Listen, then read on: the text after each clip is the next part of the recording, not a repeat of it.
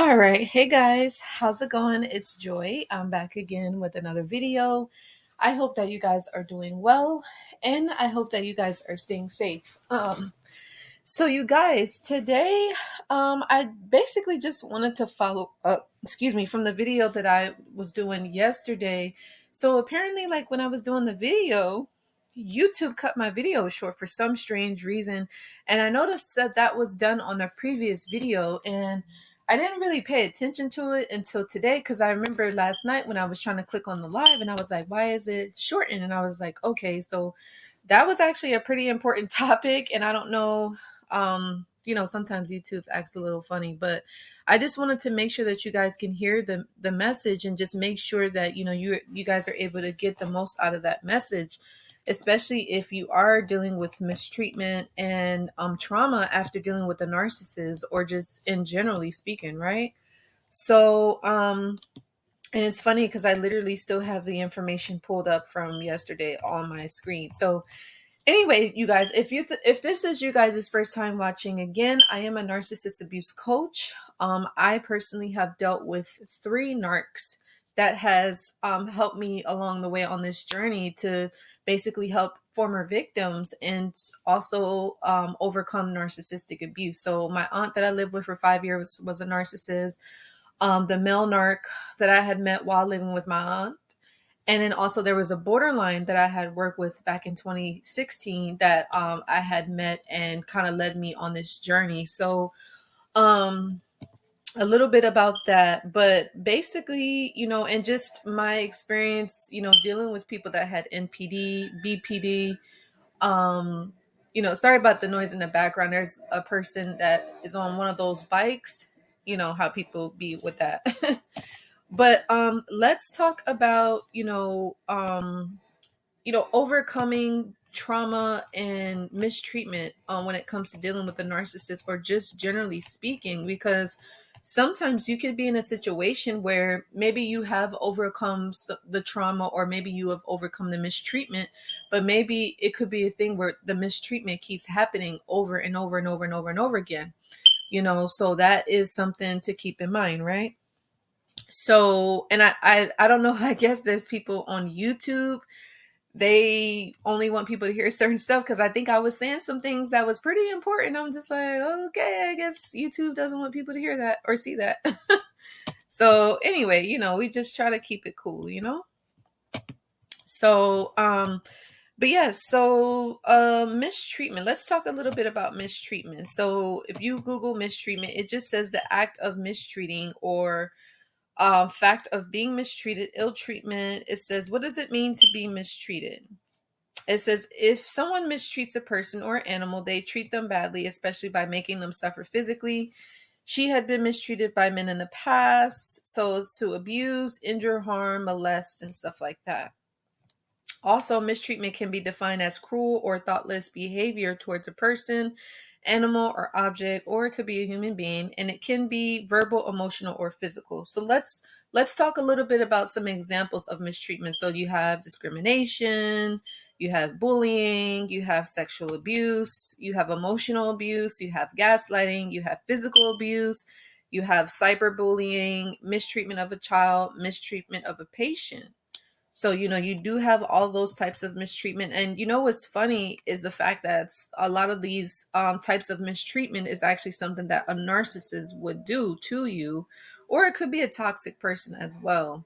But what really stood out to me was the bullying, the sexual abuse, the emotional abuse, gaslighting, physical abuse, cyberbullying. So those are some of the things that a narcissist will actually do. So it's quite interesting that this is here. Okay, so yeah, so it says mistreatment refers to the intentional or unintentional behavior that shows disrespect for the dignity of others and unreasonably interferes with the learner process.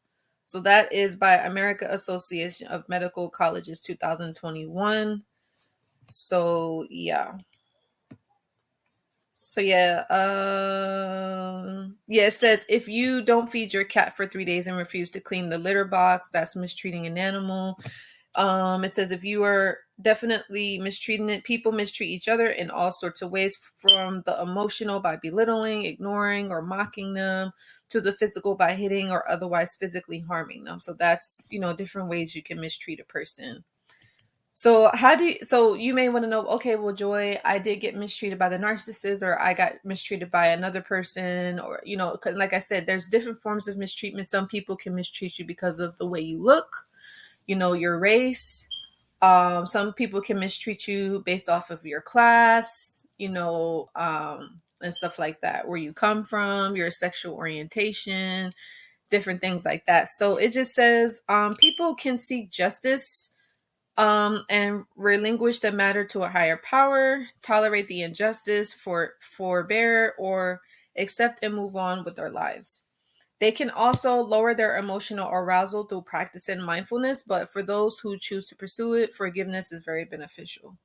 Now, what's crazy to me? I know I've talked to many people, especially when it came to dealing with the narcissist. They've told me, they're like, yeah, like, I will never forget the narcissist, or I will never forgive the narcissist. Some people choose not to forgive the narcissist. I personally, I just do it for myself, because I'm just like, well, if the narcissist mistreated you, or if the narcissist abuses you, then you have to heal that. The narcissist is not going to heal you. They caused you the harm, right? They caused you that pain, and they did it on purpose. And if they can, they will do it again.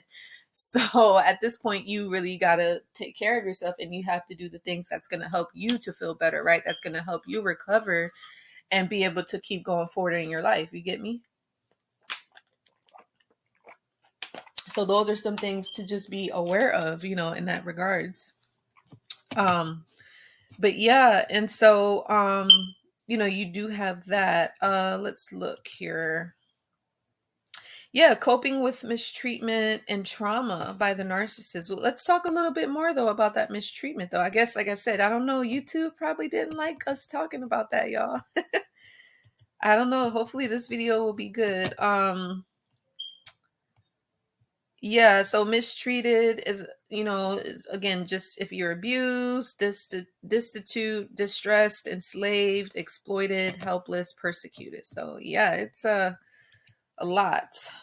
So also it says, what is the difference between mistreatment and abuse? It says, typically under the state of law of the US, maltreatment is a general term that encompasses different forms of abuse, physical, sexual, psychological. However, in the states, maltreatment refers to neglect or an abandonment, and the term of abuse is used for acts that cause injury. So yeah.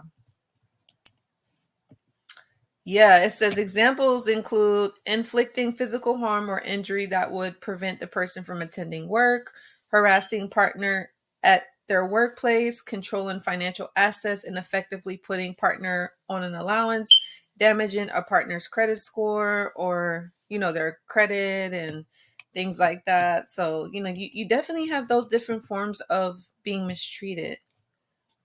And a lot of times I know it can make people feel angry. Like, I know a lot of people, especially if they deal with narcissistic abuse. I had one person that reached out to me, and I think she does still follow me to this day. She's actually from another country. She's from Europe, but I think initially she was from somewhere in Africa, but she lives in Europe now. But she basically told me that she was really angry with her male narc, and I do believe her mother was a narcissist as well.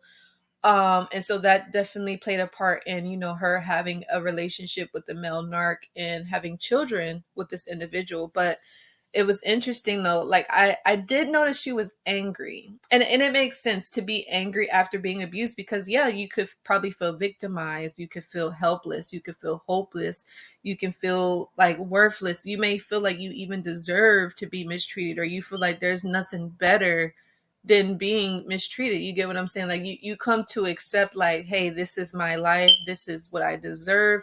And I had another person that reached out to me again, and similar thing. This person was bullied because of how she looked. She was also bullied in the workplace. She said that different people will bully her and harass her and make fun of her just because of how she looks. And then she did have those memories of, her mother telling her like, oh, you look this way, blah, blah, blah, so she had a really low self-esteem. So I could see how, when you have those type of experiences, if you grow up in that type of background, or you have a low self-esteem, you have low self-worth, you could easily be a target for a narcissist, because a narcissist has low self-esteem too. So basically you could be a mirror, or you could be vibrating on that same vibrational match as a narcissist, because of maybe, your own insecurities, or anger, sadness, guilt, or, regrets, or different anger you might be feeling, or just bitterness and vengefulness and spitefulness. You get what I'm saying? Like all that type of stuff the narcissist feels. So if you feel that way, you could become a target for a narc. So that's why, and I always go back, like if you watch my other video, which got cut off, but it's really important to continue to keep doing your inner work, because that way you won't be a target for the narcissist. And even if the narcissist does target you, you can recognize it, and you can do the things that's going to help protect yourself and arm yourself with the knowledge you need in regards to dealing with a narcissist, right?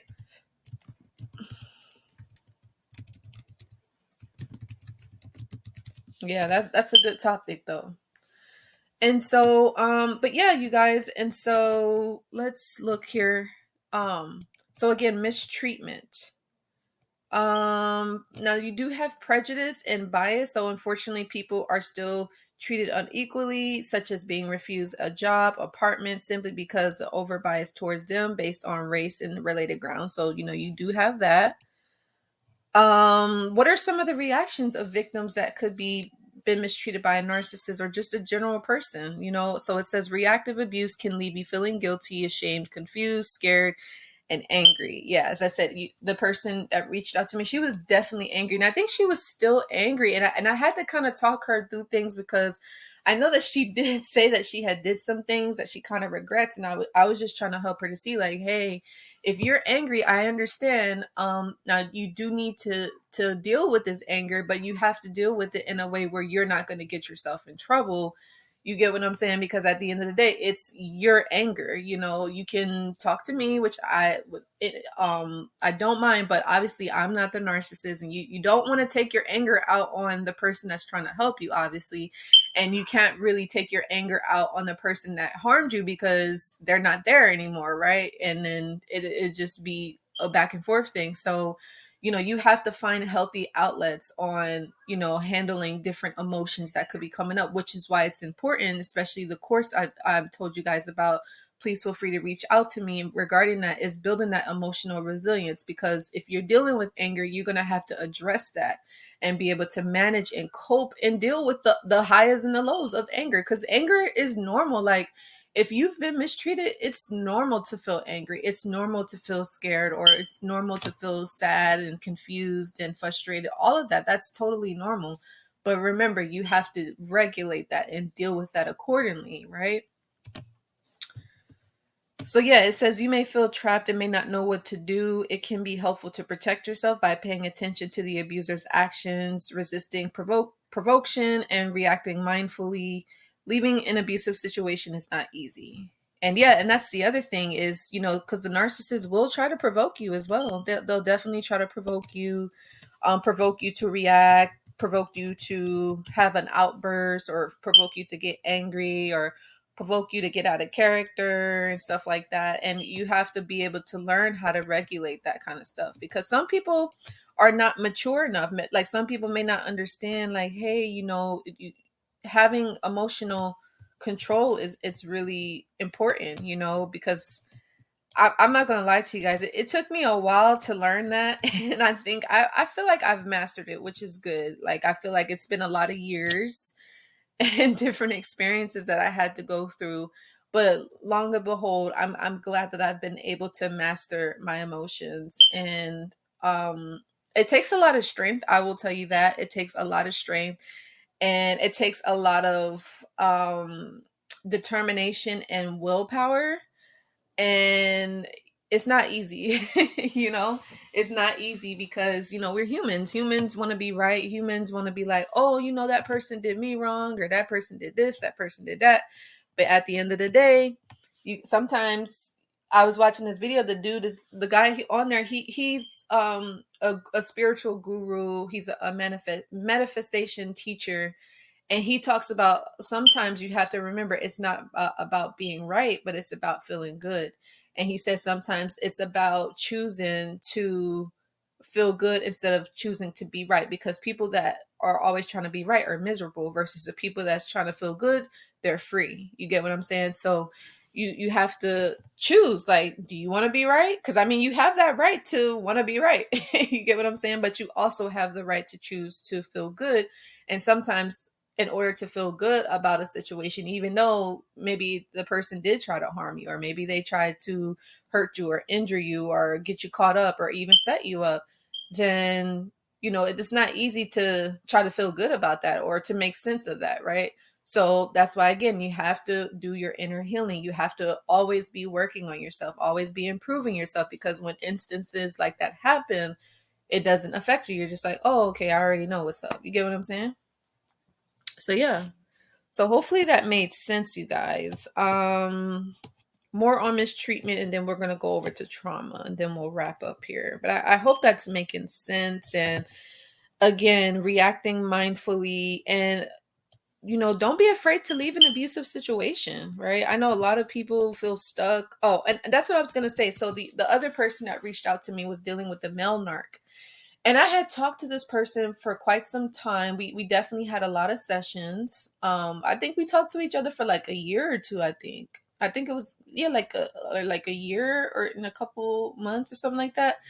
But anyway, long story short, it got to a point sometimes, because a narcissist is so manipulative, they can actually confuse the victim and make the victim feel like, oh, you need the narc. Without the narcissist, you're nothing. So you want to be careful about that, because remember, the narcissist is all about power, control, and manipulation. In any and every way that they can try to control you or manipulate the situation, they will do that.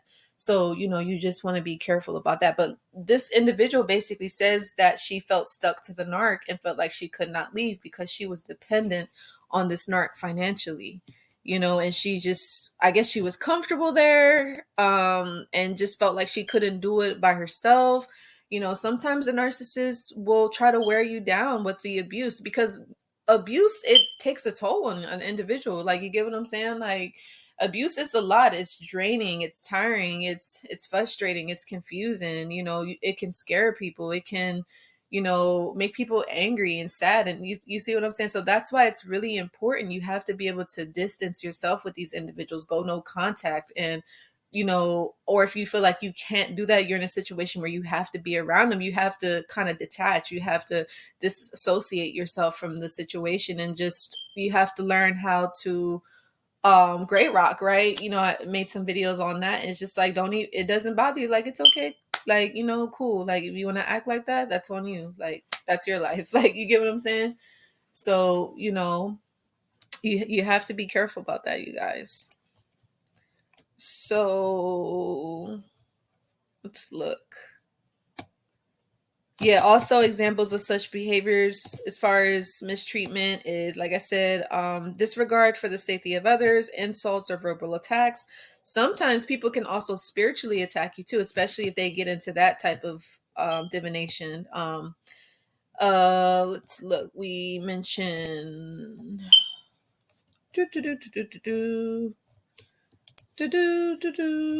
so yeah, hopefully that makes sense though. But those are some things, hopefully that's helpful for you to cope with the abuse. And again, if you guys want to learn more, please reach out to me. We can definitely talk things over, or just, if you need a listening ear, or maybe if you're trying to support someone going through this, reach out to me as well. I can definitely guide you on how you can best support someone that's dealing with narcissistic abuse, or things like that. Also, another quick thing I wanted to add, it says to deal with this mistreatment, identify the abuse, set the boundaries, confront the behavior in a calm, assertive manner, document the mistreatment, seek support from trusted individuals, professional, consider moving yourself from the situation if necessary. Depending on the severity, you may need to involve authorities or seek legal advice. Now, I know some people have had to do things like that. you know, because some narcissists are kind of ruthless, and you know, they don't have anything to lose. So, you know, they're just kind of like, you know, very careless in their behavior. So yeah, keep that in mind. And just things to remember: it's not your fault. Like I said, prioritize your safety, and self-care is crucial. Absolutely, that is definitely true. And it says, why would someone mistreat you? Why would a narcissist mistreat you? Or why would a random person mistreat you? It says, because abusive people believe they have the right to control and restrict their partner's lives. This is often because they believe their own feelings and needs should be prioritized in the relationship, or because they enjoy exerting the power that such abuse gives them. So some people are power trip or power hungry, and they feel like they can control people based off of abuse, or based off of, you know, certain things that they do, or certain actions, or certain behaviors. And so, you know, you do have that. So anyway, I hope that that was helpful, you know, to those that heard that. And let's just kind of talk a little bit about trauma, though. Trauma by the narcissist. This is still pulled up here. So you guys can type that in on Google, but it basically just says, refers to a psychological harm and lasting negative effects experienced by someone who has been in a relationship with a person exhibiting narcissistic personality disorder. Again, often involving manipulation, gaslighting, devaluation, and emotional abuse, which can lead to significant distress and symptoms similar to post-traumatic stress disorder in the victim. And again, some narcissistic trauma. I probably already said it, but if not, emotional manipulation, gaslighting, isolation, lack of empathy, and some things that may, if you have been traumatized by a narcissist, or maybe you've been traumatized because of an experience by mistreatment, or you know, maybe it was an experience that taught you a lot. Maybe you kind of felt like you got your feelings hurt, or maybe you felt mistreated, or maybe you felt um uh, abused, or you felt neglected, or you felt worried about something, or you were stressed, or you just felt you was taken advantage of, or whatever, you know, or used, or whatever the case is. So this could cause you to have low self-esteem, anxiety, depression, difficulties trusting other, relationship issues, cognitive dissonance, PTSD symptoms, and things like that. And you know, it's crazy. A lot of people that have PTS symptoms are people that have dealt with slavery, or people that have been in the army, or like the wars and stuff. So this is a very serious thing, you guys. I don't want you to take this lightly. I want you to take this very serious, okay? So, yeah. Yeah, it just says trauma is a psychological and emotional response to distressing or overwhelming event that significantly disrupts a person's sense of safety, well-being, and daily functioning. Because some of you are like, well, Joy, what do you mean by trauma? Because people hear that all the time. So trauma events include physical or sexual abuse, witnessed in violence, natural disasters, incidents, loss of a loved one, medical diagnosis, and discrimination. So again, effects of trauma: mental health issues, physical health, relationships, work, education, and sense of self. Um, some symptoms of trauma include intrusive thoughts and flashbacks, emotional numbness and detachment, avoidance of reminders of the event, hyperarousal, dissociation, change in sleep and appetite, difficulties concentrating and making decisions. So again, some treatment for this trauma: you guys can do psychotherapy, cognitive behavior therapy, eye movement, desensitization. That's crazy. That's an interesting word. And I do feel like, and I'm going to talk about that too. Do you guys feel like the society is desensitized to abuse, mistreatment, and wrongdoings? Do you guys feel that way? I want to know. Like, let's do a video about that, because I feel like some people are and some people aren't. But I would say, like, the majority. Do you guys feel like people are desensitized to like the things that go on that shouldn't go on? Like, what do you guys think about that? I want to know you guys' opinion on that. But we'll talk about it for sure. Let me see. Yeah, and you guys can, you know, for some may need to take antidepressants or anti-anxiety medications, support groups, lifestyle changes, you know, seeking help. Don't be afraid to reach out for help, you guys, because, you know, it's okay. It's okay not to be okay. It's okay to say, hey, you know what, I'm dealing with this and I need some support, now. And it's hopefully when you reach out for help, it's not, to harm anybody, but it's for you to recover, but, and not to lash out and, and things like that. But, to kind of, work through, what happened. You get what I'm saying? But let's talk about the three types of trauma. We'll go over this in another video. But the three types of trauma, and this is new for me. I'm a student, you guys, so I'm always learning too. So we learn together, right? But basically, it says the three types of trauma are acute, chronic, and complex. These types refer to the traumatic experiences themselves, not the person's responses to them. So acute trauma, a single stressful event such as an incident or a natural disaster. Chronic trauma, repeated and prolonged traumatic events such as domestic violence or abuse. Complex trauma is exposure to multiple traumatic events, often of an interpersonal nature, can include repeated trauma exposure that is severe and prolonged.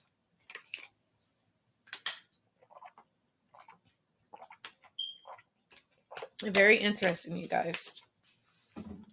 Understanding the types of trauma can help clinicians determine clinics determine the most effective treatment and can help trauma survivors advocate for their mental health needs. So again, if you're dealing with trauma, you may have headaches, nauseated, feeling trapped, severe impact on your mind, hypervigilance, and persistent negative moods. So yeah. But yeah, you guys, and just overcoming, again, traumas. And me, myself, again, I definitely did self-care, talking with others, and I did seek professional help. And you can do the same. And there's more to it, but that's why I always tell you guys, like I said, reach out to me. You want to learn more about what helped me. I would love to share it with you. Don't forget, you guys are more than welcome to get a copy of my book. I did post that in the other live. Any of my books that I've done thus far are definitely going to be helpful for you and your family, taking care of yourself. Make sure that you do grab one of my sugar scrubs, because, this is a really good time to treat yourself, to, focus on yourself, focus on your mental health, your physical body, your mind, your emotions, all of that. You got to put the focus back on yourself and your family. You got to take care of yourself. And I know it's easy to not take care of yourself because you've probably been trained not to, right? So you got to reprogram yourself. You got to retrain yourself. You get what I'm saying? So just keep that in mind. But anyway, I love you guys so much. I will see you all in the next video. Make sure that you do give this video a like, share, and subscribe. And I'll see you guys in the next one. Love you guys. Bye.